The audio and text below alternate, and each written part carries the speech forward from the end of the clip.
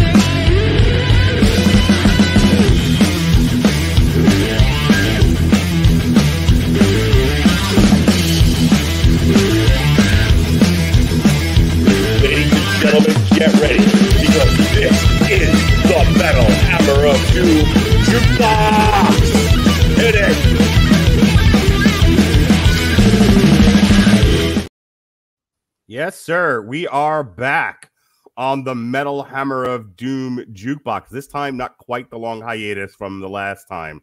Only a few weeks. Because I love these guys, and I love recording with them, and I don't want to keep waiting like 6 months in between recording sessions. Also, first, I am your mandated reporter, and frankly, I'm mortified, Mr. Mark Radulich. Down there, that's right, is my brother from another mother, my hetero life mate, my brother in polyamory, Chesty Starcher. How do you do, sir? Glad to be back here on the Metal Hammer of Doom Jukebox. My goodness, we are going to be talking a classic metal band tonight, and I cannot wait. Absolutely. And over there, I put it in the right direction this time. It's the Metal Coop, Robert Cooper, a Radulich and Broadcasting Network legend. Yes, sir. Legend? Yeah, man. What did I do this time? You've just been here. You've been almost the. I mean, it was the Ground and Pound show, and then at the same time, Long Road to Ruin and the Metal Hammer of Doom. You're like. You're one of the old wise men. You just fucked off for a while. That's all. That's true. Genesis. I forget that I started this when I was like, I don't know, like 22. I don't, because I listen to all the old shows now because I've been putting them up every Saturday. Yeah. I don't know if you're paying that close attention to the schedule, but since I've been social and I've cut back, I've been backfilling with a lot of the old Blog Talk Radio stuff, and I've gone all the way back to the beginning. How far back, Jesse? Way back. That's right. So we have Everyone Loves the Bad Guy Saturdays and Metal Hammer of Doom Sundays. And we are at the point now where I think last year we got up all this stuff where we were just the 411 Ground and Pound, we did the 401 Music Zone podcast. Yeah. And then starting this year, we started in with from Black Sabbath on, when we changed our name to the Metal Hammer of Doom, which I named after your column, which was not called the Metal Hammer of Doom. It was just the Hammer of Doom. I just love that. I'd never realized that you just thought that was the name. So I was like, oh, well, you just don't want to name it the same thing. Nope. Just wasn't paying that close enough attention. Yeah, man. You're one of the boys. You legend. You bought in early. That's true. And now look at me. I feel like I invested in Apple. The Apple of podcasting networks. Yeah. And if only we made that kind of money. Hey, Jesse. Let's talk about Metallica. Let's talk about it. So, I was born a small black child on the south side of Chicago, and I didn't get into Metallica until I moved to the white neighborhood. And I was probably 12 or 13 at the time. And I would say I really didn't even get into the pre-Black Album Metallica stuff until well after the Black Album. I think and I've told the story before, I went to the Sunrise Mall, went up to the Sam Goody, and I bought myself Paula Abdul's Forever Your Girl. Oh my God. I'll listen to that right now. Nina Sherry's buffalo stance, because we all, I don't know if you know this or not, Jesse, but we all hang in the buffalo stance. That's what I understand. Yes. What is that? Oh my God, you child. You child. That's great. I may need to play him the video, Jesse, right here in the Metal Hammer. This is the Metal Hammer of Doom, after all. It is. It is indeed. Netta Cherry wasn't like her brother, or it was her brother, right? That was a rock star here recently. There's another guy named Cherry. I'll have to look it up, but anyway, Cherry, I'm sure. Yes, it was Buck Cherry. Related to Buck Cherry, and then there's somebody else, I swear. But go ahead. Keep anyway, the third album was Dr. Feelgood by Motley Crue. And then finally, I bought my very, very first Metallica album ever, the Black Album. And I was like, oh, these guys aren't that bad. Little did I know that I was going to buy probably their most highest selling. I think like it just recently hit another level of platinum. Like people are still buying copies of the Black Album somewhere. It is quite possibly one of the most popular, like, modern records of all time. It really is a phenomenal piece of work. Shortly after I bought the Black Album when I was in high school, so this is now, I don't remember what year it is, but they toured there. I don't know if you know this or not, but they toured on the Black Album for like 100 years. Like, like the parent, and I mentioned this on a different podcast. Apparently, like that tour changed them as men. Like they were never quite the same after that. Oh, yeah, James Hetfield, that's for sure. Yeah, he blew his voice out and roasted himself. That Black Album tour went on several years and like changed the band. I don't think Jason Newsted's never been the same. But I saw them when they played with Suicidal Tendencies and Danzig at the Jones Beach Amphitheater in Long Island. And I want to reassure my dad that the exit to get to Jones Beach is the Jones Beach exit. Don't worry about it. So I would later figure out that my favorite album by the band was Metallica. And I was overly excited when they gave up on their hard rock albums years later and got back to what I would call the spiritual successor to And Justice for All with Death Magnetic. And then we did Hardwired to Self-Destruct, which killed the podcast. And and now we're here. Yeah, no, that's if you'll remember, our audio was so bad, I gave up using Blog Talk Radio and like just fucking quit. And then we switched to Spreaker. That was the podcast that pushed me over the edge. Well, I'm sure Natalia. Hello, Natalia. Well, thank you. Because she told me previously she had tried to go listen to some of her Blog Talk stuff. She's like, it sounds fucking awful. Yeah, it really is. It's utterly inaudible. Like I'm putting this stuff up, but it's like good luck listening to it, people. Sounds like a tin can. Yeah, I think like Jeff Sloboda of the MCU's Bleeding Edge like commented on our Grand Magus one. He's like, where'd you guys fucking record this inside of a cow's ass? And I'm like, it's possible. It was Blog Talk Radio. All right. So polyamory's about. Yeah, get inside of a cow's ass. You don't have to tell me twice. I don't know. Also, speaking of polyamory, I was just gonna make one comment. No, when you said that Jesse was your brother in polyamory, I was chuckling because I was like, damn, you still can't get a second date after all these years. No, I told you, I think on the last show I told you that like the girl I was dating that I took to the Steel Panther show broke up with me. Yeah, I've bounced back. I found a good egg. She's polyamorous too, so hopefully this one will be a complete asshole. Hey, but I didn't come here to talk about polyamory for once in my life. Jesse, my brother in polyamory. Tell me about your history with Metallica. Okay. By the way, it's Eagle Eye Cherry. That's who I was thinking of. Nana Cherry's brother, I believe. Is Eagle Eye Cherry? Eagle Eye Cherry name? Is that his like fucking Apache name? You don't remember Eagle Eye at all? Okay, that's fine. Vaguely. Save Tonight. 1997. All right. Anyway, we're here to talk about Jesse. Woo. So Metallica. So Loki. Yes. I think that I got in just before the Black Album, and I'm pretty certain that I ended up with And Justice for All because of one. I remember watching the video for one on MTV. Yeah, that got heavy rotation, and that got nominated for a Grammy, didn't it? And it lost to Jethro Tull. Oh, that's right. That big controversy. Was that the one that got lost to Jethro Tull? Okay. I thought it was Puppets. So. I thought they got nominated for Puppets and that lost to Jethro Tull, but then they won with Injustice. No, I think it was like late 80s. So that would have to be Injustice. Yeah, then it's Injustice, and then they won with the Black Album. And then they makes sense. Maybe I think they've only lost a couple times since, even when their albums were mediocre. All right, go back to you, Jesse. Well, I was going to say that at that point, I think I got the tape from Columbia House, and I was listening to Injustice, and I was enjoying what I was listening to. Mm-hmm. And then the Black Album hits, and I mean, my goodness, everybody's listening to it. I was talking to Mindy tonight because we listened to the new album, and I was like, "Why don't you stick around and listen to a little bit of this with me?" And she said she doesn't like it. She's like, she likes Metallica, but she doesn't like what she was listening to. Does she like Load, Reload, Hard Rock? It's all. I guarantee it's all Black Album stuff. Like I could probably play her some Injustice for All or. Some of the heavier stuff. She doesn't like the Black. So she doesn't like Metallica. She likes the Black Album. That's exactly what it is. She likes Radio Metallica. Exactly. That's Haircut when, of course, Metallica. They got huge with the Black Album, and never look back. But so anyway, as far as my listening habits go, I think I listened to the Black Album, and I think I listened to Load and Reload. I remember those getting released while I was in college.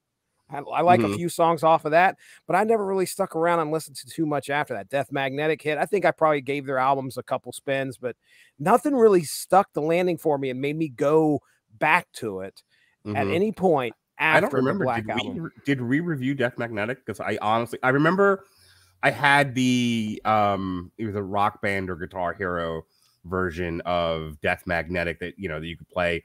I remember like playing those on. I guess it was the Wii. It was Guitar Hero 3. Okay. Well, yeah, but remember they would make specific ones for just bands because I had a Green Day one. I think I had a Van Halen one. Yeah, and I've got the Death Magnetic one. Well, Guitar Hero Metallica, they had their own one, but I think they released a downloadable content when you purchased the CD of the album in Rock Band 3. Okay. I was actually going to bring it up though because what's interesting is that Death Magnetic. The mastering on it is horseshit. You think so? Like, oh God.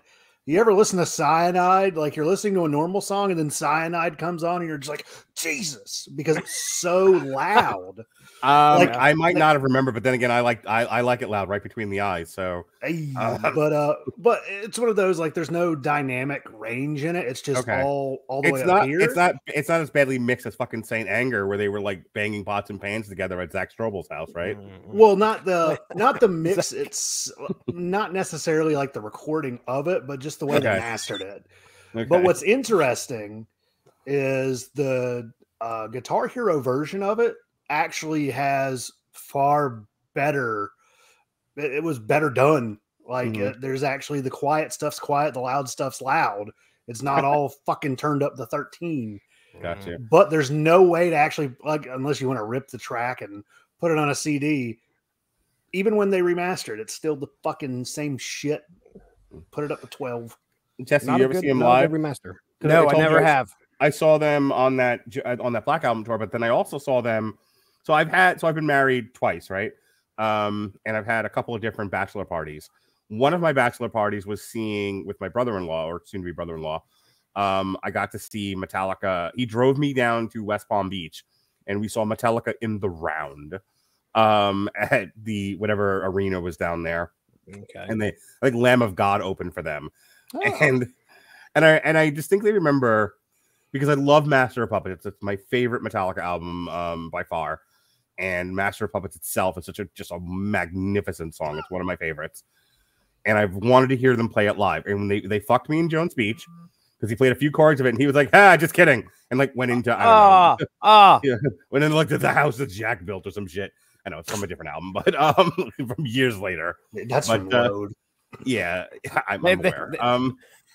They were working on it at that time. Yeah, here's some bullshit we're gonna put out later.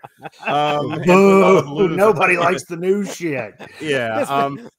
So he literally played a few chords of Master of Puppets, and it was like psych. I'm like, oh, James Hetfield, and he hurt my feelings. Years later, I'm there with my brother-in-law.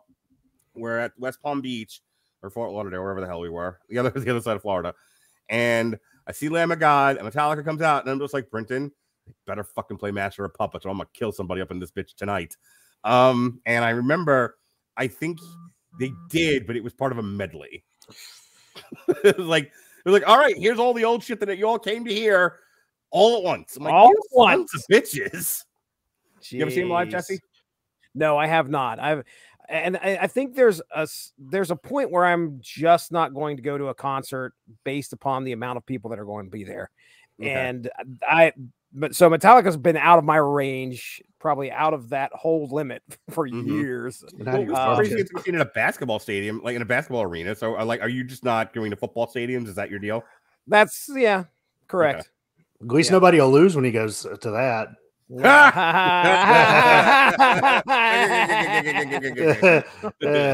all right. My team sucks. Speaking of your team sucking, Robert Cooper, tell us about your history with Metallica, and then let's get into our first video of the night. I have seen them live, by the way. Yeah, they played 6 songs from the fucking Black Album. I was like, Jesus Christ! Who'd open for them? That's the thing. They had a comedian open who did a set. The fuck were they playing in a strip club? They were playing in the Spectrum Center. It was in where the Charlotte Hornets play. Okay, and there was an hour of dead time in between the comedian and Metallica, and I was like, "This is bullshit." Like you could have given like a fucking local band a rub or something. I don't know. Yeah, no, but I mean, it was great. They played Motor Breath. I lost my shit when they played Motor Breath. Nice. Yeah, I went with my racist uncle, all 3 of his kids, and then 2 of his friends, which one guy was like pushing 4 bills, and he was sitting beside me. So I had my fucking elbows touching because his fucking side saddle's all the way in my chair. And his other buddy got high with my cousins in the car, so he fell asleep during Motor Breath. I had to wake him up. He was that high. But anywho, they put on a pretty good show. It was cool. It was the Hardwired tour. First album from them I think I purchased was probably Pastor of Muppets. I love calling it that. The Pastor of Muppets is pulling the strings. Phenomena. And then I think from there it was just strings. Sorry, go ahead. From there it was just either I picked up Ride the Lightning, and then I ended up finding Load and Reload at a pawn shop, pawn shops, for like $2. So it's about what they were worth. Yeah. And I mean, from there, I think I have most of Metallica's stuff at this point.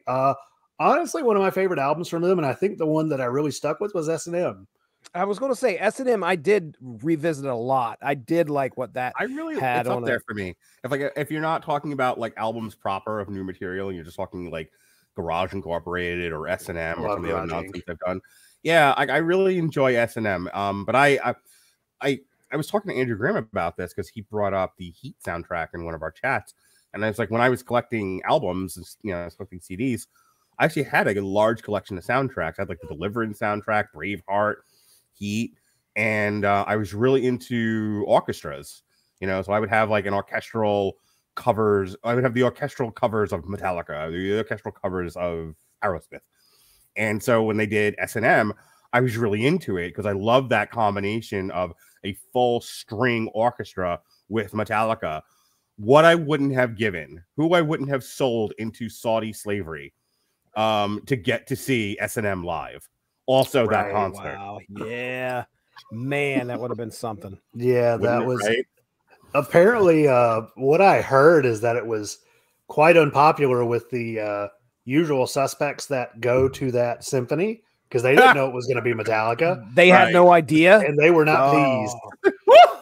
Yeah.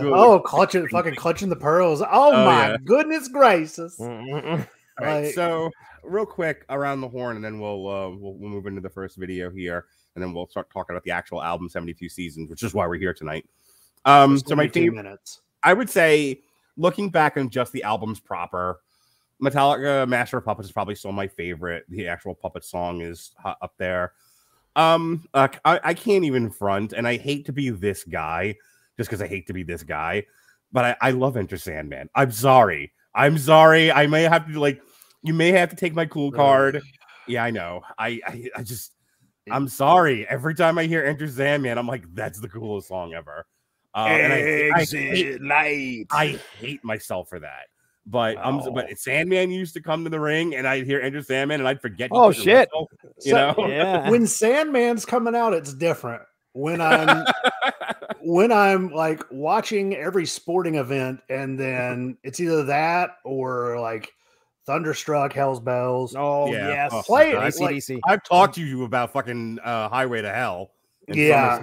Back in Black is probably one of my least favorite songs of all time. Oh, same with Crazy Train. Just because I love Crazy Train, but like I can go my whole life and never hear it. That's what Nick, the guy who one day I'll get on this podcast, take a drink. Okay, he and I had that conversation. So I would say obviously I love all going all the way back to like Kill 'Em All. What do you call it? Whiplash. Yeah. Love Whiplash. That's one of that's like I'm thinking of like top 5 favorite Metallica songs. So it's like Master of Puppets, Whiplash. I said Enter Sandman. I like Blackened. Blackened is the end. I was trying to think of like I mean I like Fuel. You know, I think that's like one of the only. You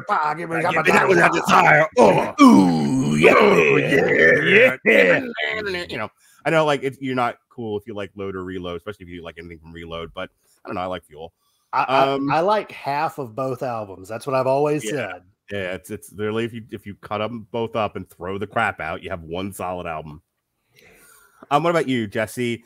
Favorite albums? Least I would say, like I think we all agreed Saint Anger was like our least favorite, but I don't know anymore because I'm starting to wonder if like Reload might be my least favorite Metallica. And like Saint Anger just above that because one last thing, and then I will shut up and let you guys finish out the discussion. Having seen the documentary Some Kind of Monster turned me back onto Saint Anger, and you know I think I got past Frantic and I got past Saint Anger, and I just kind of heard the rest of the album that isn't mixed in inside of Lars's ass, where he's not banging on tin cans, tin metal butthole. Yeah. By the way, I have to talk about the 72 Seasons movie that I saw. I thought you were going to bring up a sex story. I got to tell you about this woman's fucking cast iron anus. Let me tell you about this woman's metal butthole. When she broke at the WD-40, I was like, we can't use standard lube. And she was like, no. Anyway. Check out my cybernetic ass. No. Yeah, that's actually that's where you're releasing those deep cuts. That's what the sound was. You just jamming it on in. Ding, ding, ding, ding, ding. Yeah, I got to talk about what a lunatic Lars is. But anyway, God, there's so much stuff to talk about with Metallica. But I feel like having seen the documentary for Some Kind of Monster and then going back and like hearing Saint Anger through the guise of the documentary made me appreciate the album more. If I don't think about Saint Anger and Frantic. All right, Jesse, your favorites, your least favorites, anything else you want to talk about with Metallica? Okay, yeah, I can easily do my favorites, I think, at least top 3. And yeah, my favorite album I'm going to have to say is And Justice for All for me, and I think that's probably because that's what brought me in. Yeah. There's a lot on there that I really, really like. Specifically, I mean, just opening it up with Blackened is great. The Shortest Straw is another one of my favorites. Dude, my wife and I's wedding song, like I think I told you this. I had my dad read passages from Nothing Else Matters. Yes. My dad, a la William Shatner, read from the lyrics to Nothing Else Matters. And no one knew what he was doing when he did it. And then some people started to figure out and held up lighters at our wedding. All right, I cut you off. Sorry. That's great. That's a great story. Yeah, Nothing Else Matters is a good one. I think off the Black Album itself, Sad But True. It's probably one of my favorites. It's sad but true. Yes, indeed. And I really, really enjoyed The God That Failed for some reason. That's probably my dark horse off of there. And even looking at it's like so bad because like the Black Album is so good, but you don't want to admit it's good because you don't want to be like a fucking dork. I could care less, damn it. But yeah, that'd probably be my favorites. I remember experiencing at least Load when I went to college, and Reload. I don't think I remember too much off of it. So, but those again, that's where things stopped for me practically. I'm looking at this other stuff like Some Kind of Monster. at Death Magnetic, I think you guys did cover it on here. At least it was talked about, right? Did we do a Metallica retrospective? No. We definitely, I know we did Hardwired to Self-Destruct because we did it in 2 parts, and by the end of it, I was ready to kill both of you, and I was ready to stop podcasting. I was fucking so mad. I was so mad. What did we do? What did we bring up a pawn shop again? No, or the library? You couldn't hear me was the issue, and you kept talking over me because you couldn't hear me because our audio sucked. We did Saint Anger as well. Don't forget Saint Anger. Oh no, I know we did Saint Anger. You know what? I'll look it up really quick while you guys are talking. Go ahead. Yeah. So. And getting into the earlier stuff, of course, you know, Master of Puppets, Ride the Lightning, Kill 'Em All. I didn't really get to experience those until Spotify came along. Then I really started to dig in. I'm sure I probably had the opportunity to download those, you know, from the old the LimeWire, but I never did. Napster, yeah. Can we just have a brief second, because I brought up Metallica to somebody. It might have been Kelsey as I'm thinking about it, and she was like, "I'll never forgive them for fucking." It was either Kelsey or my friend Shayna, who I saw the 72 Seasons premiere with. And it was like, I'll never forgive them. It was Shayna. I'll never forgive them for Napster. I'm like, you're going to have to get over it. It's the year of our Lord 2023. And no kidding. But I know like there are people who fucking still feel that. No, we never did Death Magnetic, by the way. I didn't know. Okay. But yeah, there are people who still fucking have it out for Lars for Napster. Can I tell you, like, I saw real quick, and then I'll throw it back to you, Jesse, to finish, and then we'll go to Robert. I'm on Metallica's side. I was on Lars's side with the Napster thing. Like, I took full advantage of it. Don't get me wrong. Like when Jupac, Mark Domofsky was like, "Here, I want to show you how I'm stealing music," and he showed me Napster, and I wouldn't leave his apartment for days just stealing music, and he finally had to like call the cops and have me carted away. I was like, I get it, man. I love Napster. Napster is the best thing ever. I discovered so much music and so many viruses.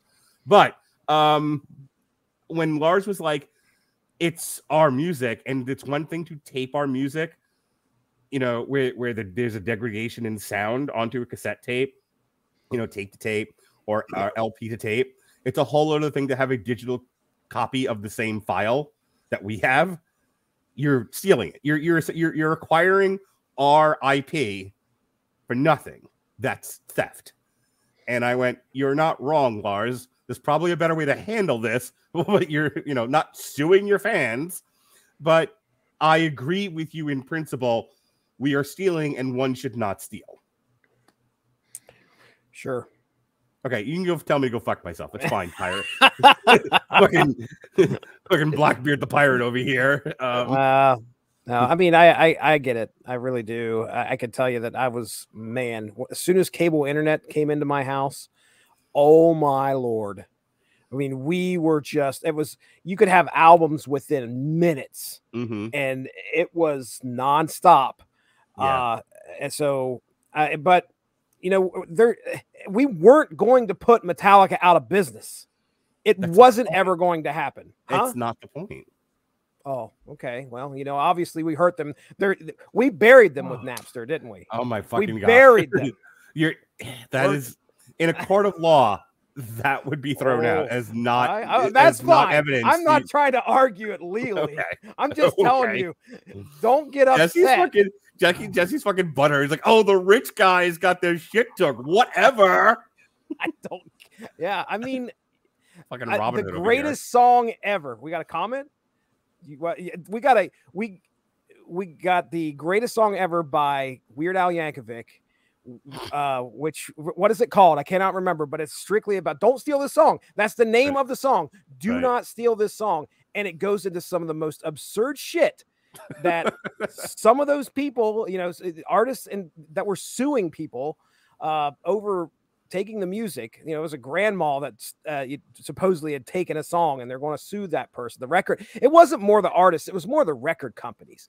But I digress, because I don't want to steal Coop's thunder here with his favorite Metallica albums and songs here. Take me home, baby doll. Sorry, I'm having a stare down with my cat who's trying to I will grab this headphone wire. We will move this the fuck on. Oh, hush. Anywho, I would say my favorite album is Ride the Lightning. Yeah, I mean, I love it. I love Master of Puppets. Is it? Do you walk around your backyard to seek and destroy it with a bat, like Sting? Just pointing at people. Is it weird that the things that should not be is kind of boring to me at this point? Fuck off, Dave.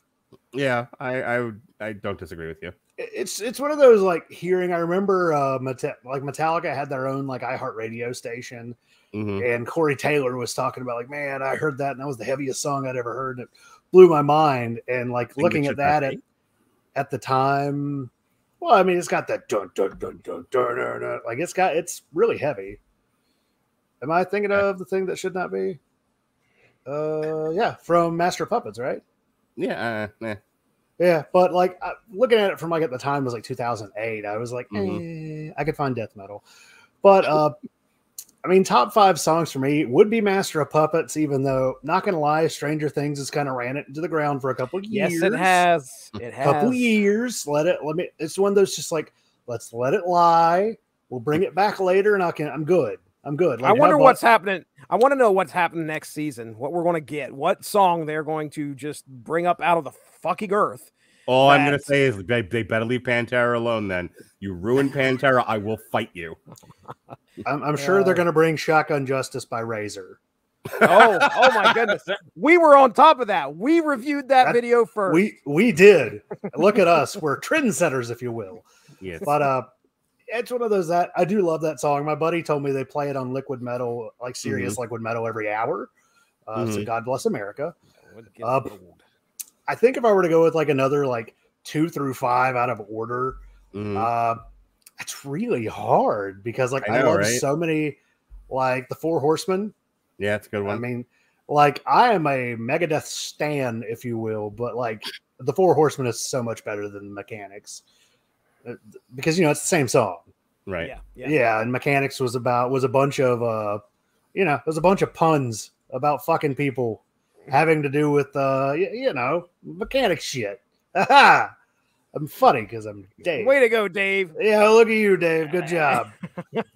Yeah, I mean, Four Horsemen's fantastic. I'd say Dyer's Eve. Really? Okay. I love Dyer's Eve. That song that song kills, man. Yeah, it does. Battery, and then honestly, Motor Breath. I love Motor Breath. All right. And hearing it live, like I could not believe it. I was like, oh fuck yeah, they're playing Motor Breath. What? Like I was losing my shit.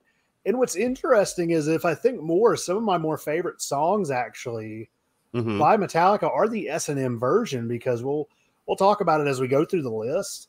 But hearing, like, for example, of Wolf and Man, the original version, it's all right. But having that symphony behind them, adding so much body behind and just kind of adding a whole lot of texture that the original song didn't have, it's fantastic. Like, Can I tell you one of my favorite Metallica songs is, and it's a cover from Garage Incorporated, Tuesday's Gone. Oh yeah, I love Garage Inc. Like, Garage Inc. is fantastic, and that their version of Tuesday's Gone with like half the people in metal, and the fucking Blues Traveler and all that shit. Like that at the end when they're just thanking people, they're like, "Thanks a lot, Fetzo." He's talking to John Popper from fucking Blues Traveler. Cracks me up every time. All right, let's take a break here. I was just gonna say top 2 off Garage Inc. What do you think they are? Fuck. Just looking at Spotify. Oh, look at that Spotify. I thought you were asking our opinion. Fucking turn the page has got to be 1. Turn the page. Turn the page is number 2. Interesting. Okay. Number 1 is number 1. I mean, I'm thinking number 1 would probably be Tuesday's Gone. Whiskey in the Jar. Whiskey in the Jar. I love the Jarro. Can I tell you, for the longest time I thought the song was called Whiskey in a Jarro? I can see that. Jarro. Whiskey and Jarro. Like Jarro. I don't understand where the fuck are these pirates going again? Fucking Jarro. I don't know. Ask Jesse. He knows all the pirates. All right. Let's take a break from talking about Metallica and talk about Overkill. This is because someone left their cat out in the rain. Someone left their cat out in the rain. You know what's great? Their new album came out on the same day as Metallica's new album, and I was like, "Ooh, that is a really poor choice." Like, who made that decision?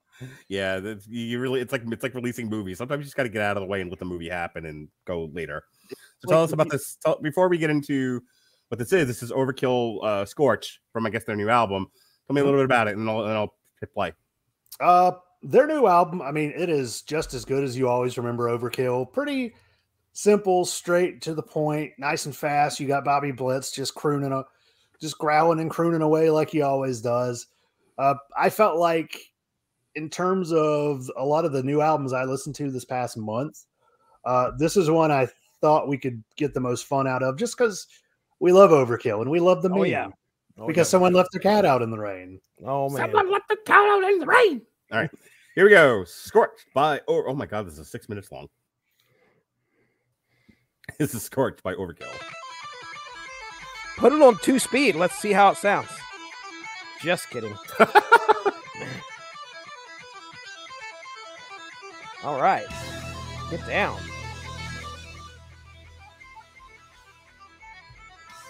This is going to be another one where they're just playing in a warehouse. Well, yeah, but it's a good song to be playing in a warehouse. They're going to set the warehouse on fire with that shit. Yeah. My son, we took him to Universal Studios this past weekend for his birthday. He's 9 years old now. And his favorite ride was the Mummy because it nearly set us on fire. He's a good boy. Can I ask a stupid question? Yeah, go ahead. Sure. Okay, are those Jewish stars in the background of this thing that are popping up? What? The lights. Oh my God, I see it now. Yeah. Yeah, I see that. David. Yikes. L'chaim. I didn't know if that was intentional or not. I mean, it certainly looks like it is. Either that or they're snowflakes, one of the two. Okay. Well, knowing Bobby Blitz, he's probably calling a bunch of people snowflakes. Oh, Probably. Bobby. Yeah. You know, what's crazy. I went to Universal Studios in like 2007, which is right before Marvel got bought out by Disney. Mm-hmm. So that was so cool. They had like a fucking full comic book shop in there. Oh, they still do. Islands of Adventure still has a Marvel section, and a Spider-Man ride, and a Hulk roller coaster, and a Doctor Doom freefall. Did they have a full comic shop in there? They do. Now, first off, what is a full comic shop like that's owned by Disney? Is it just straight Marvel comic? Because I didn't go in. I'm not paying like $5 for a comic book. Oh yeah, that's what I used to do, but or my stepdad did. But I mean, it was one of those that just had like all the weeklies. Oh, this fucking song rocks, Crew. Right? Yeah, that fucking breakdown was dope. And like Overkill, not known for their breakdowns. They're not Hatebreed. No, they are not. But that breakdown was fucking badass. Dude, Overkill still slams. They can still rock out with the cocks out. They sure do. Yeah, this video, however, is a little lackluster. That's fine. It's good. It's just good talking about bullshit video. I don't know about that mustache on old Bobby. That's what I was going to say. Dude is sporting a mustache. Woo! I mean, he's in his 60s, so I guess that's the mustache you grow when you're in your 60s. I think this one. Yeah, no, I think James Hetfield grew his Cowardly Lion mustache back. Wow. Well, next segment, I gotta talk to you about fucking Metallica in that video, in that movie. 72 seasons. So it's a movie too. I don't know anything about this album and what it pertains to. So all right, we'll talk about it in the next segment. Yeah, let's give Overkill their due here. Yes, let's give this. Yeah, let's give Overkill, because they decided to release their album on the same week as Metallica. Yeah. I'm going to be thinking about this video for 3 days now because of how in depth it is and just thought. Yeah, I hope we don't lose the plot. That guy was pointing into our souls. Oh, he's like, "Who left their cat out in the rain?" Oh, it was me. It was me. I'm sorry. Austin. Didn't even have a cat. I felt guilty. It was me, Austin. I left the cat out in the rain. It was me, Austin. Oh, he said a dirty word. Well, that's parental advisory. Can't sell that one in Walmart. Nope. I'm kidding. They don't even sell CDs anymore. Dance with me, Jesse. Do this. You mentioned Hatebreed, and what's funny is that yesterday we were coming home from McDonald's, and I had Hatebreed going on in the car. It's me, Colton, and Caleb, and I am just headbanging. Right? You tell them that it was time to murder it. Time to murder some fucking cheeseburgers. Goodness.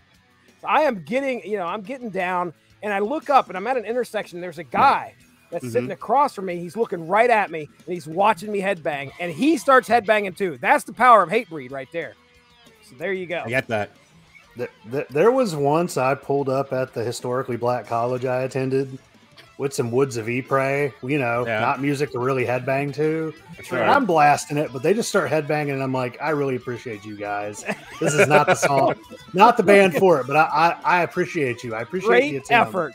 Yes. Yeah, great effort. Absolutely. Yeah, I was the whitest white boy on the historically black campus.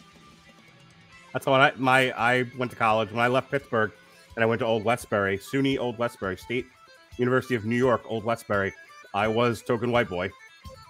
Until I met up with John Brodigan and we formed Voltron. What was your finisher? The right hook? Yeah. That's a good one. That's a deep cut too, right there. Yeah, it is. Hey, John Brodigan's fucking making a comeback, man. He's going to be on our show to talk about Muppet Mayhem with his Zach Strobel. Oh, really? His pots and pans. Yeah, I need to know that reference. I haven't listened to enough podcasts lately. Okay, have you not heard our review of Super Mario Brothers movie? I don't listen to the reviews until I watch the movie, so no. Okay, I love Zach, and I won't talk bad about him because but what do you think about? I don't care that he makes puns. I love puns. I care that he promotes the show and he brings an audience. He's doing a good job. A good egg. However, Zach can sometimes be a little on the childish side, and he decided that he wanted to show all of his video games that he had during the Mario Brothers review. And I was like, that's fine. And so he's like, props, and like, so he's showing. You wish for. Your site traffic is skyrocketing. Stop. I hit pause. Not a sponsor. Go ahead. You're not paying us for it. We ain't gonna talk. So I'm telling him, like, go ahead and you can show your games as you're talking. It gets to my turn to talk, and as I'm talking, he's like, bringing the games up again. But he can't do it quietly. He's got to be like, like fucking banging things. And I finally had to tell him, like, knock it off, dude. What are you banging pots and pans together? Like he's a child. Like a child. That's great. All right. 72 Seasons is the 11th studio album by American heavy metal band Metallica. It was released on April 14th, 2023 by their own label, Blackened Recordings. 72 Seasons is produced by Greg Fidelman, who produced the band's previous studio album, Hardwired, to Self-Destruct. I was going to say, yeah. And is the band's second studio album to be released through Blackened is the End. 72 Seasons generally receive positive reviews. A Metacritic, which assigns normalized ratings out of 100 reviews. From mainstream critics, the album has an average score of 77 out of 100 based on 18 reviews, indicating generally favorable.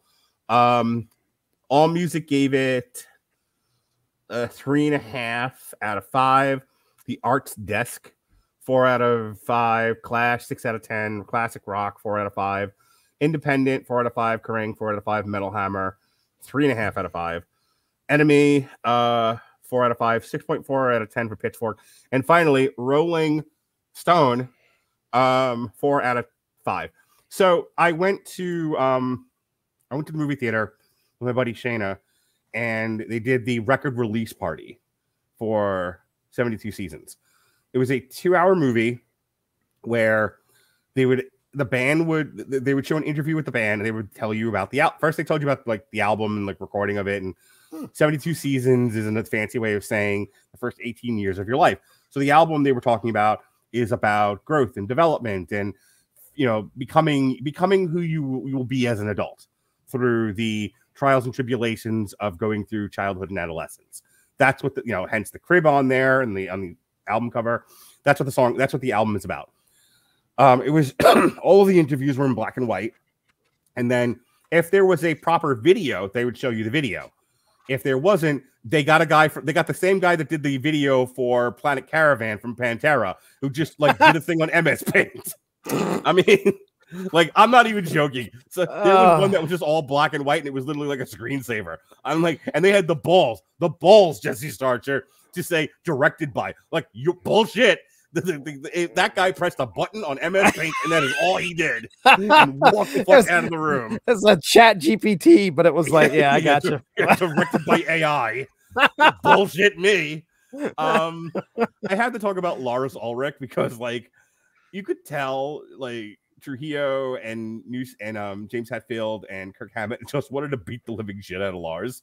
And it's so funny because, like, the audience even, like, kind of picked it up too. They were like, every time, like, in the beginning, because Lars just does the intro, but they do it kind of funny where he fucks up and they have to keep cutting him off and, like, going, you know, like there would be, like, snow for a second and they'd go back to him again.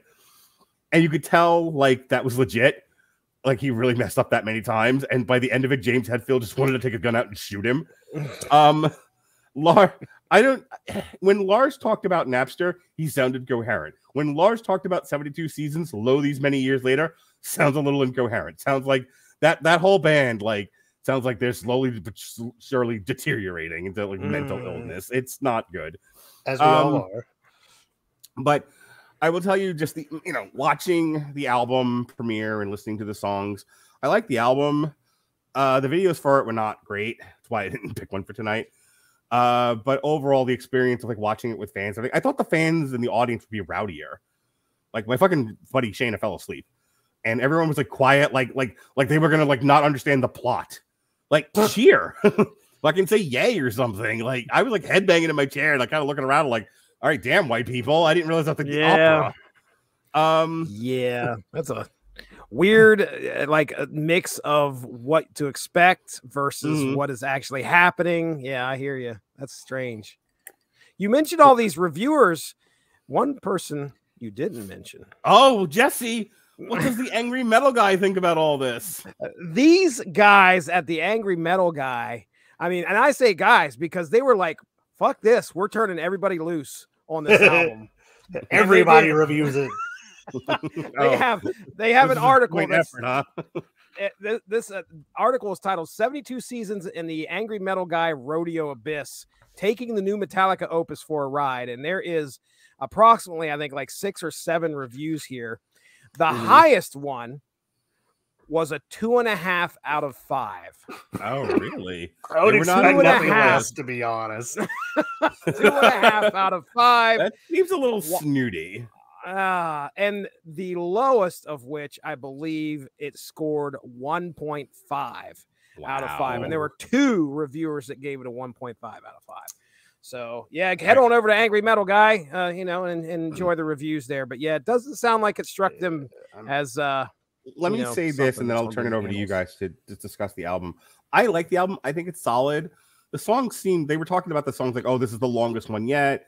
But, like, I remember 12-minute songs and 72 seasons, the actual song is only like a little less than 8 minutes. There's one that's just over You Must Burn, which is really good. It's just over 7 minutes. And then, Inamorata is 11 minutes and 10 seconds. We're not talking Puppets and fucking Justice here or Ride the Lightning where you have 12-minute songs. So long songs are looked at a bit differently when you reach the age of 60. I'm sure nap time figures in at some point there. And like, I gotta go ride my horse. We can't do 12 minutes, guys. I've got to go take a nap. I really love Death Magnetic. I was really positive on Death Magnetic. I don't remember anymore what we thought about Hardwired to Self-Destruct because I was so angry about that podcast. But I don't remember hating it. And to me, okay, I will tell you, and this is my last comment on the album. I like it. I think it's good. Also a little nondescript. Metallica's kind of getting into that Slayer. Yeah, it's like, hey guys, the new Metallica album's out. Right, and it sounds like Metallica. Yeah. Yay, let's go tour for another 20 years. You want more Metallica? Yeah, here's more Metallica. Here's what fucking Metallica. Like, if someone was just like, can you kind of like distill the Metallica sound for me? Yes, it's 72 seasons. Go listen to it. That's exactly what Metallica sounds like. So it's a little from like 90, I think, especially from Black Album on. But I would know. I would tell you that there's elements of like. There's a little, there's a little like 80s. There's a little bit of the 80s thrash in there. Yeah. Like the opening riff for 72 seasons where I went, Black Magic by Slayer. Right. Am I wrong? Did you not hear it when you heard it? No, I heard it. I was just like, wow, guys. I think that's like my major thing is like, it's good. It's just nondescript. There's nothing about this album. Like Death Magnetic, I call the spiritual successor to And Justice.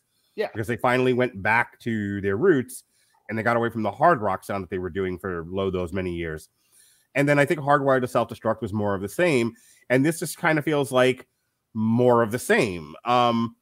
So it's not that I don't like it. I do. I think if we were like doing the traditional Metal Hammer of Doom, this would be one of those reasons I don't want to do that anymore. Because about halfway through this album, I'm like, yeah, it's fine. Let's move on to the next track. Or here, let me tell you about this, fucking sex party I went to. Because like I have just run out of shit to say. So I've run out of shit to say, Jesse. You go ahead.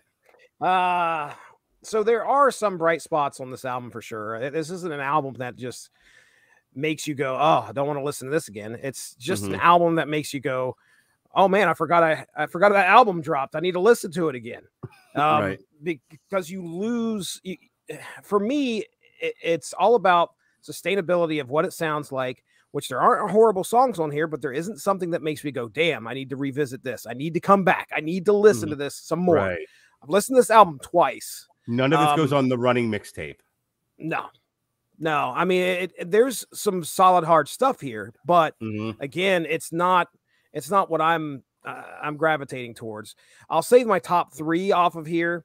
I will go ahead and go with If Darkness Had a Sun. Okay. I'll say Sleepwalk My Life Away. I dug that one.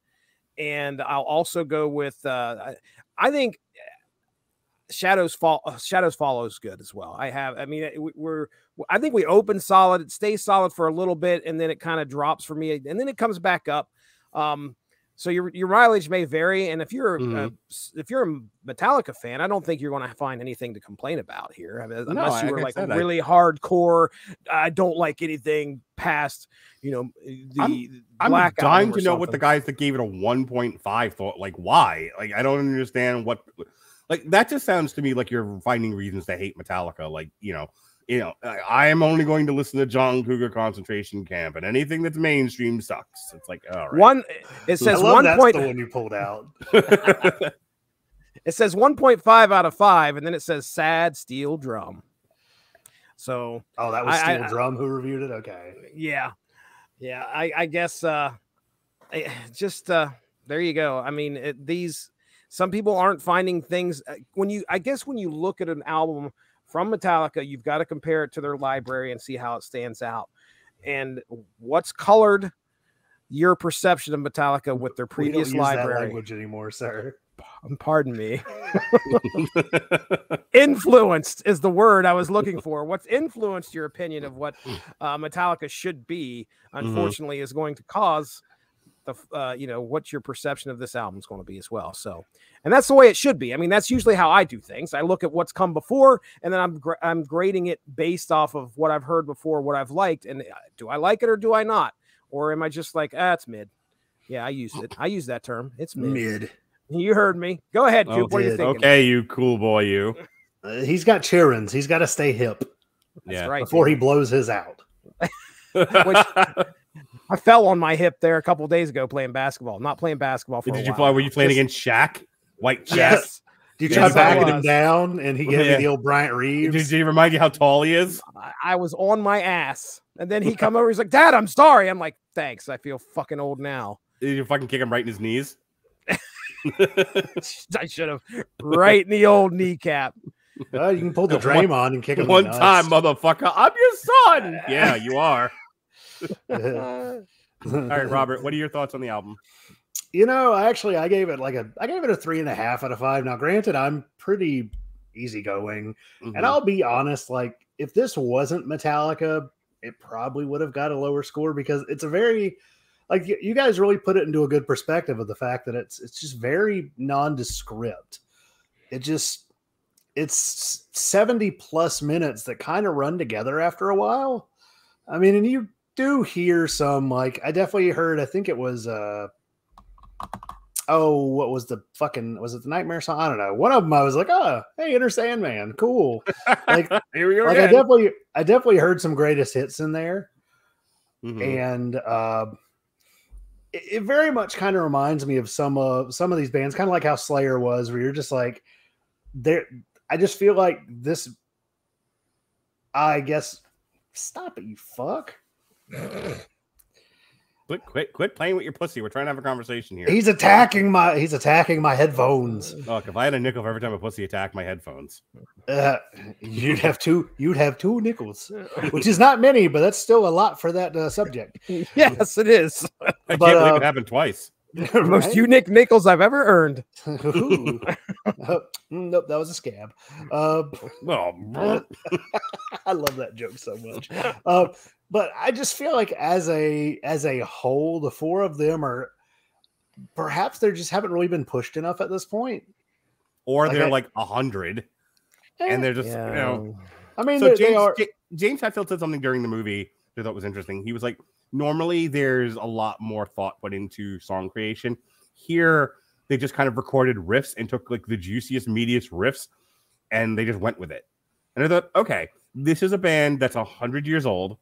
Yeah. And they've been through a lot, and they're just like, we just want to make music that, I will tell you also, I think the musical landscape has changed sufficiently in the last 20 years, especially with the advent of streaming music, where it's really hard, I think, to capture people's attention.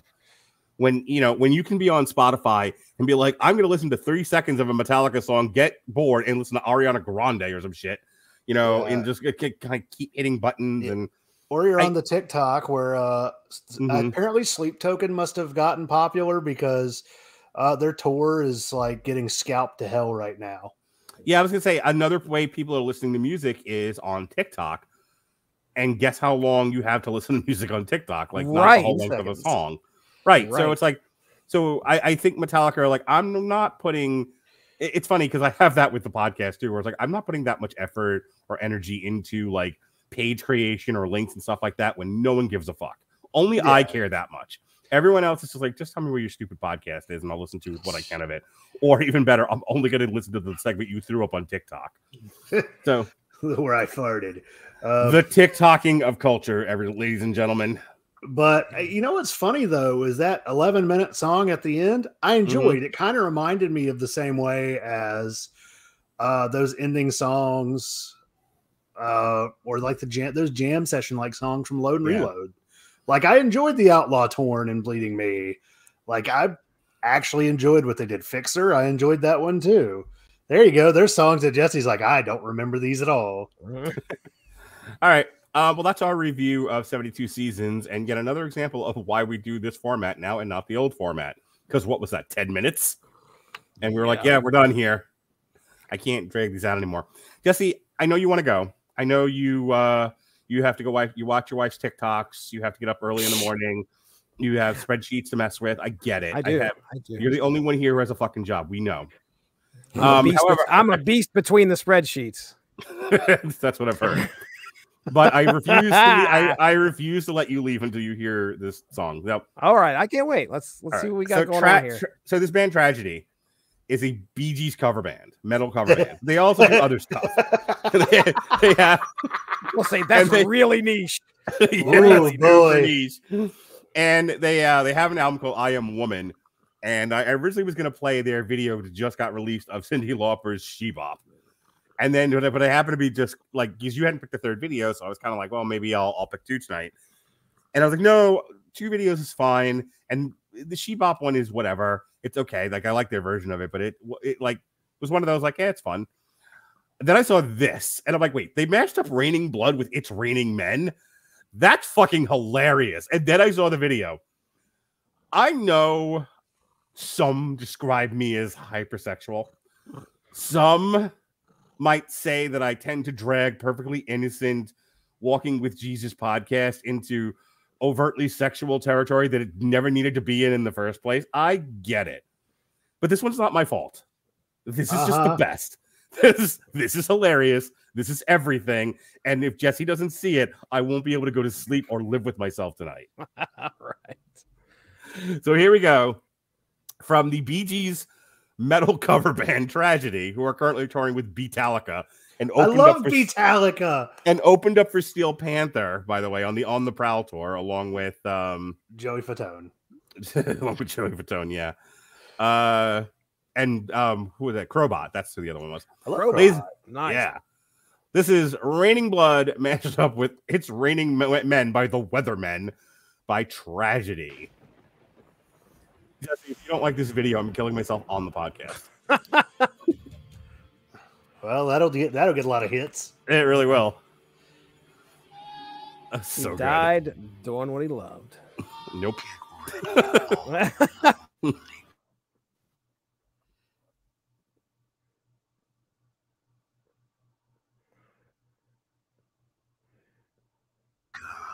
Yes. It certainly is, Ollie. I can't. What?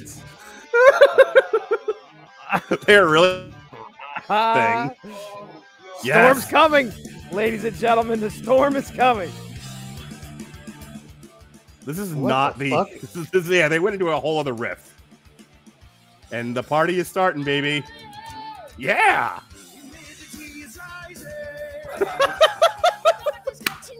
We are right into It's Raining Men. That one guy's really short. Yeah. Our little sailor friend there. Fuck you, nerd. I've watched it twice and I never saw that before. Raining Men. It's gonna be Raining Men, Jesse. Yes. That's what I like to see. Is this the sex parties you go to? Yes. This is every party I've ever been to for the past 2 years. Where is that guy with his gigantic sunscreen-covered dong, though? He comes in later, literally. Pun intended? Yes!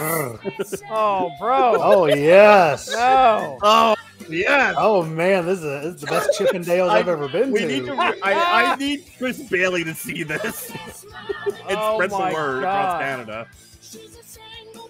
What does Pat think about all this? I'm sure he doesn't. And I'm sure he wonders why I'm the way I am. Oh, my God. So good. Sorry, that sailor cap says it all for me. Oh, yes! No. All right. I'm not. I mean, my goodness. Peter Pan. That's not the first girl I've seen with a mustache tonight. But where? Whoa. Don't worry about it. I mean, this is a really great arrangement, by the way. This is like they did a killer version of it. Of like the actual music is really good. It's solid. Yeah. Oh boy, look at that! Yeah, he's playing the flying V on the flying beeve. Yes. Nothing like a good spanking. I like this. Oh, what? He's taking it off. It looks like the humidity went up in the yeah, it has. It's a storm. My ooh, she's got the nightstick. ACAB. What? What? Why do we get Bohemian Rhapsody? Yeah, I was gonna say. Wait a second. Hey, you know all the rock and roll tropes for the last 100 years? Yeah, all of them. All of them in this video. Put them in the video. I hope, Jesse. What is? Did you see the guy with the baby mask? Yes. Yeah. Did you? Okay. Yeah, I can't unsee he took that. the BDSM quiz. I found a screenshot from that, by the way. Jesse, I hope this is in your dreams tonight. I hope you don't sleep. I hope you don't sleep. This is why I wake up at 4:50. I wake up at 4:15 in the morning. I can't get back to sleep because of shit like this. Yes. It's rain and Starcher. Hallelujah. It's rain and Starcher. That's some heavy gyrating there. It's Raining Men. This is, oh my God. I love this. This has made my, dude, I have not been talking to a lot of my friends and like outside of you guys and even some of you guys. I said this to everybody tonight. I was like, I woke up from like a stupor. You're like, I'll tell you, I have not out from your cocoon. Oh yeah, no, I have not. I like this week. I've been kind of quiet and kind of keeping to myself. Nope, this broke me right out of my cocoon. You guys, everyone must know to see this. Yeah, everyone must know, Jesse. What? My, this makes me want to go listen to the Black Jeez, wait. I mean, yeah, yeah. Hail Satan. Hail Santa. Oh, that was great. And the little guy gets to leave with the ladies. Give Matthew Brian McCarr all the awards. Yes, please. You're the one that I want. Jesse, was that worth keeping you extra? I love it. Absolutely love it. That's you great should go show right Mindy. there. Like, wake her up right now. Yeah, right. And she would just promptly thump my ass is what would happen. Ooh, listen, no one needs to know about your sex life, Jesse. This is a family show. She's gonna turn you into a Kermit. She's gonna give you the old Kermit, just the old Miss Piggy. Oh my goodness! That's right. Turn you into a puppet. Fist up to the wrist. It's gonna be your pastor of Muppets, am I right? Oh my goodness! Jesse, tell me about your Shaka say, Khan. Oh, Jesus, Shaka Khan. Tell me about your Shaka Khan comic. Shaka Khan. There's a Shaka Khan comic. So you were born in 92, but do you ever remember 91. the Sega Genesis game 91? That's what I meant. Well, do you ever remember the Genesis game Chakan? Yeah, my stepdad had it, and apparently it was balls hard, which didn't matter because I was dog shit at video games as a child. Dave, what are you doing? I remember that game. I thought it looked so fucking cool. Yeah, that's what I thought too. I didn't realize it was based on a comic. So I forgot tomorrow. About that. Yeah, tomorrow on the Source Material Comics podcast, you can hear myself, only me, talk about Chakan, the comic, and I watched the 1.5-hour playthrough of the game, but trust me, I truncated silence. There was plenty of it, and it's only about a half hour of me going, holy shit, what is that guy doing? What is that thing? What? I can't believe he missed that jump. Yes, you can listen to me experience all of that for half an hour. You know you want to. But yes, I'll be talking about that comic there tomorrow morning on the Source Material Comics podcast. Mark, the art is ready to go. What are you doing Guardians of the Galaxy, Jesse? Oh, I don't know yet. I've been thinking about it. Yeah, look at Mark. Mark's ready. Mark is like waiting for me to invite him on, and I don't have anything that I want to do just yet. So I want to have to find something. And we should totally do the I Am Groot comic. The I Am Groot. Okay. Yes, I believe I've actually heard it's good. So I can't remember. Somebody was telling me, but I'm sure it was Jeff Sloboda of the MCU's Bleeding Edge podcast. Where She-Hulk domed him. Whiskey Rebellion. Oh no.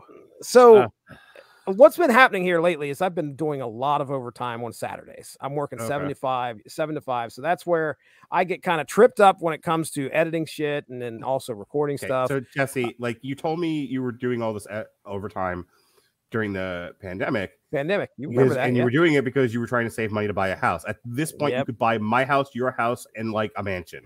Like how much fucking overtime have you worked? I have worked plenty. Did you use the money for crack? That's what I'm asking you because you have to have enough for a house by this point. I have worked plenty. I'll tell you that much. And he had to feed Hodor. My poor son. Don't make fun of Shaq.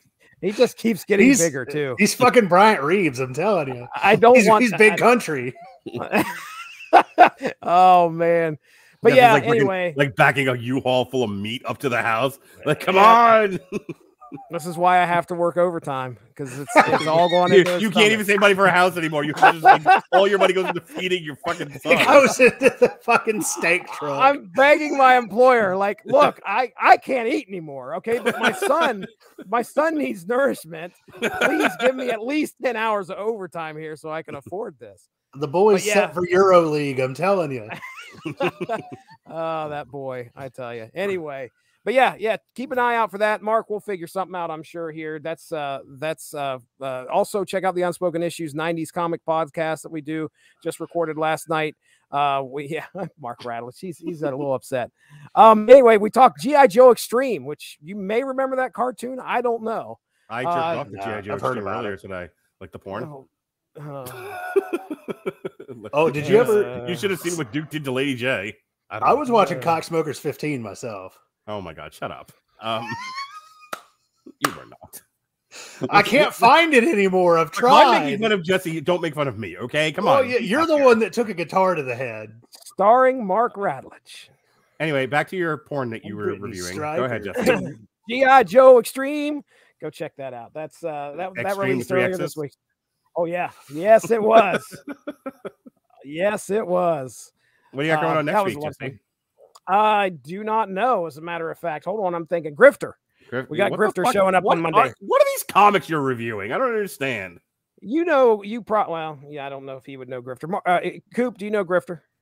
I'm not ringing a bell. Who does Red Mask with the Wildcats? You had a red. Oh red yeah, mask. with the there you go. Pretty much like a bandana with a little black eyeshadow around it. You got it. Yeah, Coop knows what he's talking about. What can I say? I know my Wildstorm. There you go. See, he knows all about it. It's me and hold on, Matthew Price, and then Dean Compton talking Grifter. If you're a Wildstorm fan, yes, sir. We did the Grifter one shot, so that should be airing this coming Monday. That is all she wrote. So I appreciate you guys having, it was good to be on here. I'm sorry I got to leave early. You guys having fun, have lots of fun with that massive list that you guys are going to have to go. Here's what's funny is Mark, what was the last one we looked at? It was like the top 100 fucking metal songs. It was top How 50, many? It was like top 50. Yeah, it was top 100 metal songs. It was the top 100 metal songs. That you two walked into blind. And this motherfucker's like, I can do better. Let's go ahead and do every fucking Metallica song ever. Yep. Now it's a game. Enjoy. Yeah, please don't. If I come on here next month and there's like a 200 fucking item list, top 200 fucking metal cover songs, my ass will be showing before the podcast is over. It's not. I mean, it's just to be rating Jesse. Oh no! Top 300 times Axl Rose looked very unattractive in a picture. Oh, all right. Jesse, get the fuck out of here. Have a good one, guys. Bye. Bye. All right. So, yeah, we are looking at 93.3 WMMR Rocks has a list of 127 Metallica songs. They are ranked from worst to best. You ready, Coop? Yeah, I still don't agree with the last one. All right. So, right off the bat, we have 127. The worst Metallica song ever, according to WMMR Rocks. Suicide and Redemption by Death Magnetic. The answer is Ronnie. It's always Ronnie. I hate Ronnie. All right. So the next bunch are all from Saint Anger. We have Purify. Good. Shoot Me Again. Shoot Me Again. I ain't dead yet. World. And then we get into some Reload. We have Attitude. I don't remember that song. See, Sweet Amber was really mediocre. See, I like Sweet Amber, and I think it deserves to be a little higher than this. Like, yeah, when I see some of it, have you looked at the list yet? No. I looked at these first couple, and then I was like, I'd rather just do this as we're talking about it. Yeah, so we're still into Saint Anger here. Okay, what was the fuck was Beyond Magnetic? It was an EP for no, it wasn't for their movie that they did. That was through the Never. I think it was just like a 4-song EP they did. Okay, yeah. Before like after Death Magnetic. Yep, songs that never made it out to Death Magnetic, 2008. Well, that would be why we also didn't review it, by the way, because we weren't doing a podcast in 2008. Yeah, well, I mean, and could we? No, we could milk a 4-song EP. Yeah, we could. Well, it was 2011, by the way. Anyway, Hell and Back, I couldn't tell you. Bad Seed, I don't even remember. Or like Bad Song. Lords of Summer. What do you think about this one? Lords of Summer, I think from what I recall of it, I just felt it was just kind of middling Metallica. Mm-hmm. Like it was like that's Metallica, but it wasn't very good. Yeah. All right, Murder One from Hardwired. I don't remember. Right. Whoa, this one I don't agree with at all. This one needs to be, because we're still like in like the way back half of Metallica catalog. I Don't Tread on Me is a much better song. I don't ever remember it making any impact on me whatsoever. Don't Tread on Me, I remember even as a kid, like that song stuck out to me on the Black Album. Like I don't agree with this at all. Yeah, there's definitely because I don't remember all of it, but I thought Just a Bullet Away was fine. I think it was better than some of these, because remember, there's still some Saint Anger tracks that they haven't showed yet. Yeah, true. Yeah. And then we have Better Than You. Like I don't remember a lot of Reload. Better Than You was not great. I thought M.I. Savage was not that bad. Like the thing that I didn't like about M.I. Savage was just I felt that it was almost them taking like that idea from Am I Evil and trying to do their own thing. Kind of like fuck around with it, yeah. But it didn't really work. Okay. Unforgiven 3 isn't that bad. It's not that good neither. Yeah, you're right. It just Slither. You're Unforgiven 2. Yeah, I like the Unforgiven 2 a lot. I liked Death Magnetic a lot more than where I would rank these. I think Broken, Beaten, and Scarred was like, I felt like that one had a lot of the shouting gang vocals there towards the end of it. I enjoyed. Invisible Kid just kind of makes me chuckle, but it was decent. I remember it, if anything. The Judas Kiss was not great, so like it can go back. Devil's Dance. So I remember liking this one. So here's the thing: the S&M version, miles better than the studio version, because they have the string section behind the bass. Because I don't know if you remember, it had the do. Like when you listen to the studio, it's all right, but when you bring that that string section to really fill up that space that's missing, so much better. Dirty Window can go all the way at the fucking back. Okay, fair. Back of the bus, Dirty Window. I don't remember Here Comes Revenge. Do you? No, but I don't remember anything on Hardwired to Self-Destruct being all that bad. No, The Unforgiven 2 is way too low. Yeah. And now you're Unforgiven 2. Oh my God. Like it should be Man Unkind was just goofy as fuck. Like Man Unkind was just kind of like with Am I Savage? It was like, hey guys, what if we had mankind, but what if man was unkind?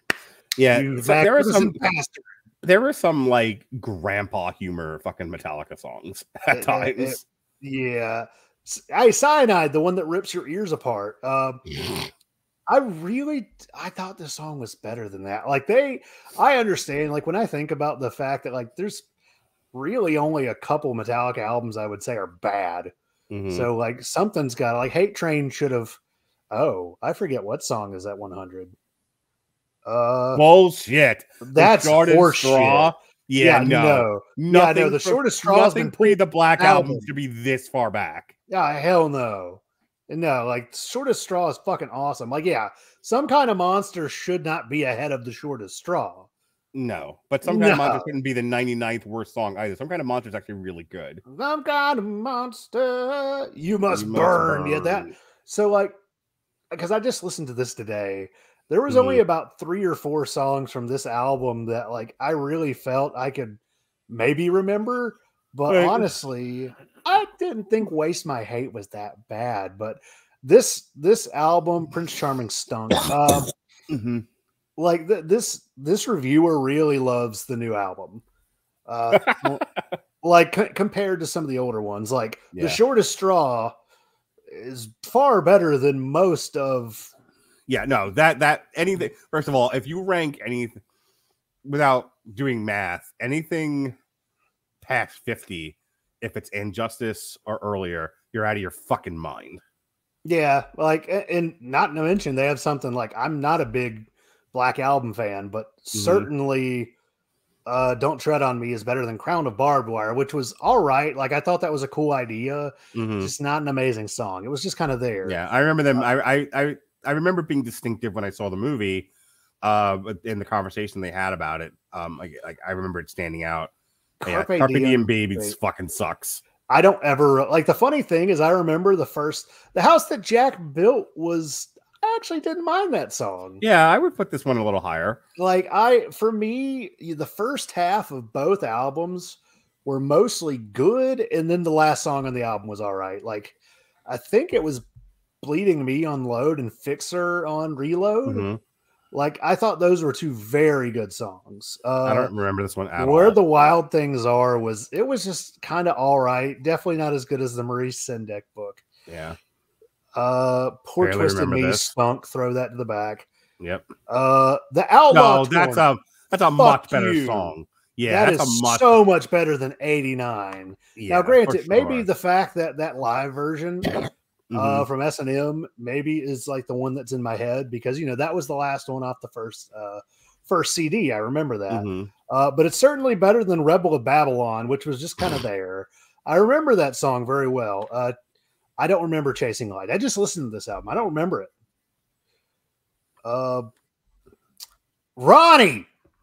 86, baby. Not of the Screaming Boy podcast. No, not this one. Like God, I remember actually, I think I read that. I was like, yeah, sure, whatever. Fuck you. Ronnie's the like, I know I unjustly just hate that song. I think it's just because I was like, why is a Metallica song named Ronnie? And why does it sound like country?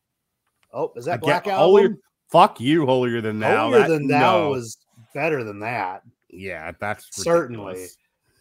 Oh, a Wolfen Man. Now, I'll say again, the S&M version is far better than this. I don't know if it's quite 84. I mean, I guess the thing that's kind of funny, like, I wish this was almost like a tier list sort of thing. Yeah. Because when you look at like 84 Metallica songs, it's so large and nebulous. Yeah.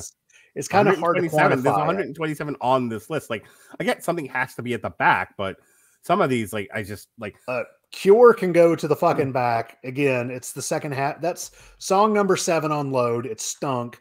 I thought The Struggle Within was better than that. Yeah, I would put that ahead of this. Yeah. I don't remember it. Oh, Hero of the Day is a good song. Hero of the Day. I like that song. Like, I thought that was a good song. Yeah. I don't know if I mean, I don't think I would change its placement too much. I like it where it is. It's one of those I could see it at all within my. Here's the problem: a lot of like from stuff from Saint Anger and Reload, that needs to be taking up the bulk of the shit in the back. Like All Within My Hands, I don't ever remember liking that song. I think my problem is because I think So my problem with Saint Anger, because I've got the song stuck in my head recently, and I don't know why. I think the problem, and I think we probably covered on this when we did the Turkey review, is the fact that Metallica is a band that usually does 7-minute long songs, but there's guitar solos. Right. And they took all the guitar solos out, which all that means is that they're just kind of filling it with those dead bridge spots in between that would usually get to link everything together. It just needed, and that's actually kind of how I feel about this new album, is that they just need editing. Yeah. Like they need kind of like a. First of all, Saint Anger is better than fucking Frantic. Let's just go. Like, I mean, switch those around. Frantic's a good fucking meme. My Apocalypse was solid. It was also the theme song for Jesse James's TV show. Screaming Suicide is not. I would put Saint Anger over Screaming Suicide. Really, My Friend the Misery this low?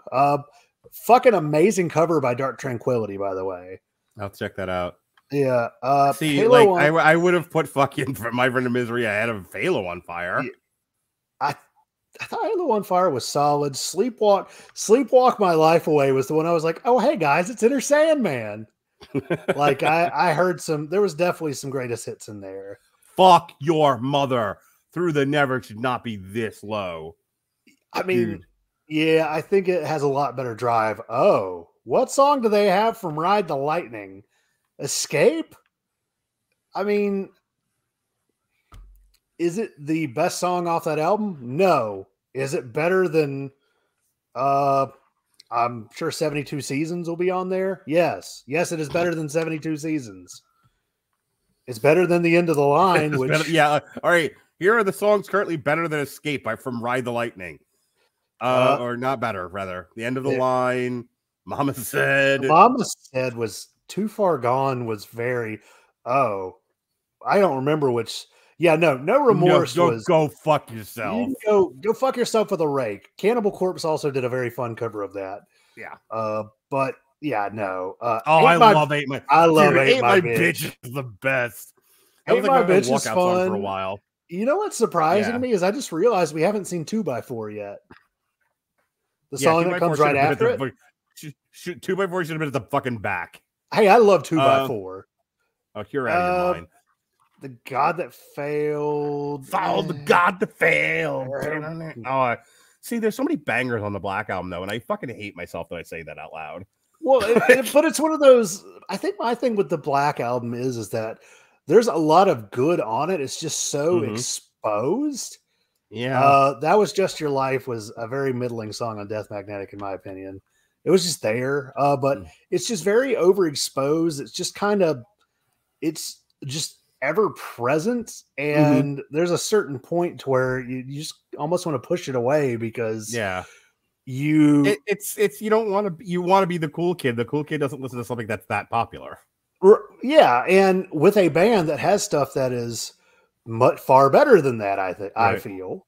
I really do feel that there's other songs. Now, granted, now we've seen Master of Puppets become the big thing, so Phantom Lord, Phantom Lord. Phantom Lord. Phantom Lord. I wouldn't give you a penny back. So here's the number. We're getting close to 50. And there's 10 songs. Like the first 5 albums are all wonderful. And there's 10 songs on every album. At some point, now we're just like plus or minus maybe 1 or 2 places. But we're getting away from this should have been at the back category. I just want to remind you that there's still going to be some of the new album still to go. Yeah, Minus Human was definitely the lesser of the 2 songs. Mm-hmm. It was all right. There's your 2x4 there. There's 2x4. I love 2x4. I'm not even mad. All Nightmare Long I like much better than 57. And that also that is a fucking awesome music video, right? Yeah. You ever remember that one? Vaguely. Dude, it was like set in like a fucking Soviet lab or something. Room of Mirrors. There's some recency bias in this. Yeah. Like do you remember Room of Mirrors? I remember talking about Now That We're Dead because I kept going, we pretend that we're dead. Pretend we're dead. I actually liked Now That We're Dead. Really? You put Anesthesia at 54? God, just dropped the bus on him a 3rd time.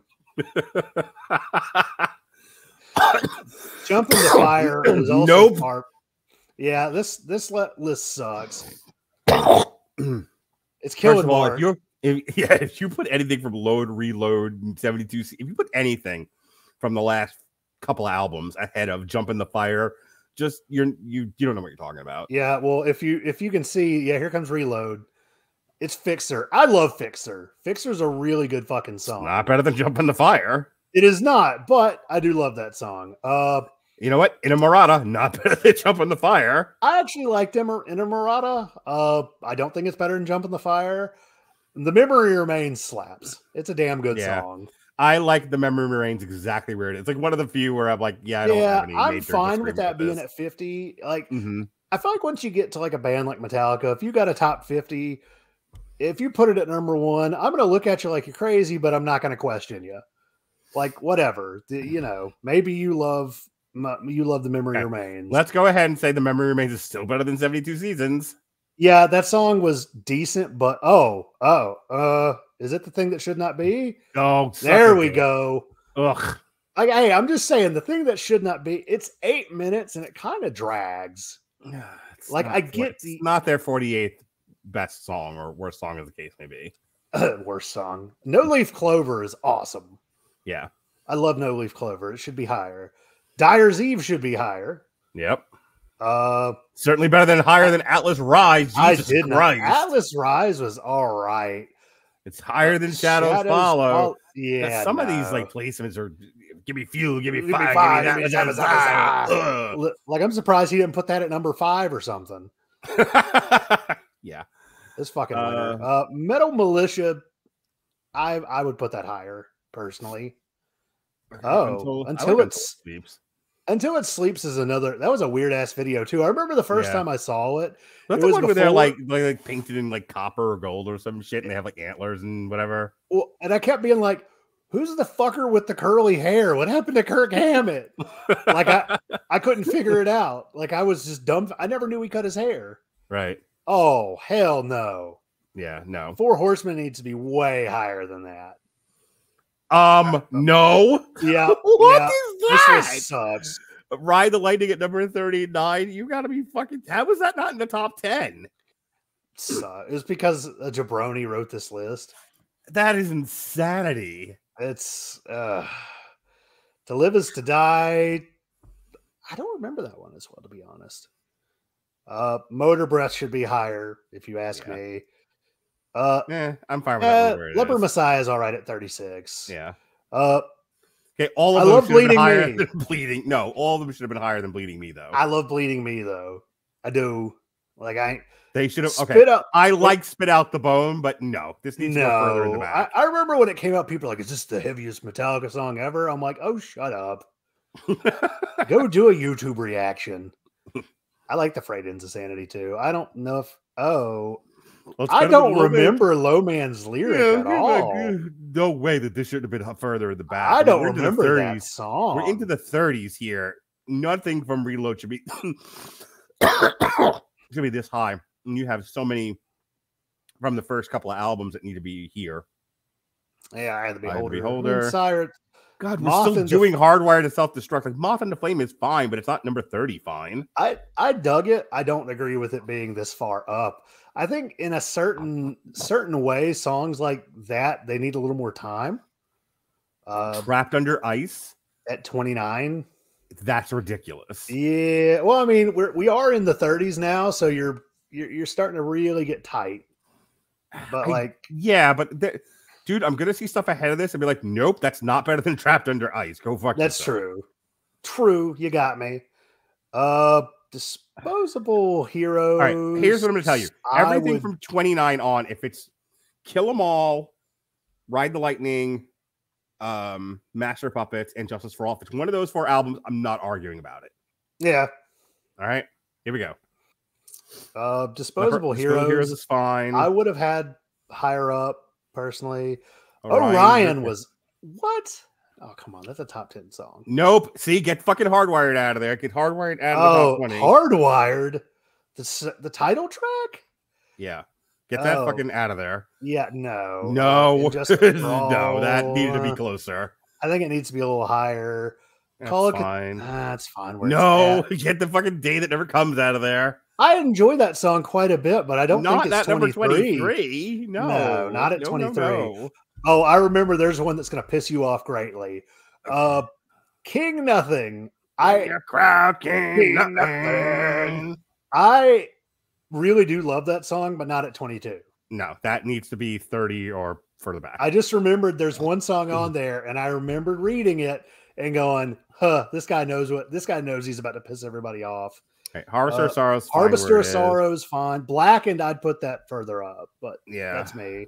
So we're into the top 20, and it's gonna be all like Black Album shit. No, yeah, I guarantee. I just saw a yellow. I just saw a fucking yellow. Lux Eterna. Oh bullshit! It was suck a dick. It is not that good. Hit the lights. I put it a little. I prefer it higher, but How is Creeping Death not in the top 10? How is Creeping Death not in the top 10? Just wait until you see what's in the top 10, Mark. Hey, Fire with Fire. Fight Fire with Fire. I love Fight Fire with Fire. Yeah, that's a great song. Yeah, Whiplash. That hurts me personally, but I'm not going to argue about it. Yeah. Yeah. Right, let's talk about the fucking Disappear. I Disappear. I thought he put it at 10, but he put that at 13. And the thing says, all right, go ahead and type your hateful comments. Look, I mean, if you're weighing popularity, sure, I get it. This thing was a monster when it came out because of its association with Mission Impossible, but was it really? Yeah, this was everywhere, this song. You know, it also started the Napster problem. Mm-hmm. Yeah. Well, you did know that, didn't you? Mm-hmm. Yeah. Nothing Else Matters probably needs to be in the top 10. I would put that in top 10. Fade to Black. I mean, we're starting to get a little tight though. I admit. Yeah. I mean, Enter Sandman. I'm fine with that being at number 10. I am fine with that being at number 10. Unforgiven. Okay. Welcome Home Saturday. I mean, at least it's in the top 10. I'm not going to cry about it. Yeah. Yeah. Seek and Destroy. Yeah. Yeah. Battery. Battery. Right. The top 5 greatest Metallica songs as ranked by 93.3 WMMR Rocks. Here we go. Number 5. Sad but true. Sad but true. Fine. Yeah, it fucking rocks. About it. Yep. I wouldn't have it in top 5, but that's fine. I love Damage. No argument there. Love that song. Sure. They won a fucking Grammy for it, so I'm not going to complain about it. 1, Injustice for All. Number 2, For Whom the Troll Tolls. All right, yeah, I can't really argue with that one. I mean, I think a lot of the Ride the Lightning stuff should have been closer to the top 10, but Certainly From Whom the Bell Tolls. I don't know. I could have gone with Creeping Death also. Yeah, I feel like Creeping Death also is a lot. Well, I don't know. It's pretty iconic. Both songs are really iconic for the band. And the number one, you know what it is. The number one ranked song by number 93.3 WMMR Rocks is Master of Puppets. Yeah, which I mean, I love Master of Puppets. It's always been one of my favorites. Look, at least it wasn't fucking Enter Sandman. Oh god. I might have thrown something across. I felt my eyes roll into the back of my head when my cousin Jennifer, she's like, "Oh, they're about to play it. This is my song," and I'm like, "Oh, shut up!" Like, yeah, I get it. Like, you're gonna get those fans at Metallica. Not to mention, now my uncle bought the seats for me, $200 for nosebleeds. Oh, that's ridiculous. And there wasn't even a real opener. It was not for nothing, but I think like Blink 182 tickets went on sale earlier in the year, and they were like $500 a ticket. I'm like, why? You're like a shitty punk band. Why? Well, and you know, actually, what I found out is the problem is if you price them low, scalpers scoop them up. The scalpers buy them all up, and then they charge $500. Well, folks, that is our entire Metal Hammer of Doom jukebox dedicated to all things Metallica. Earlier this week, the Jackie was supposed to come visit me, but she didn't, so I took my wife out instead. But because of that, I missed the Renfield review, which was fine because there were 4 people and 5 people is way too much. That's fine. I like tomorrow. We've got Chaka Khan. We've also got this weekend. We've got the Everyone Loves a Bad Guy Green Lantern, and then on Sunday, you and Sean reviewed The Quantum Enigma by Epica. Chaka Khan. Oh yeah. On Monday, we got a page for DC Meets Hanna-Barbera Volume 2 from back in the day. My dad was on that show, as a matter of fact.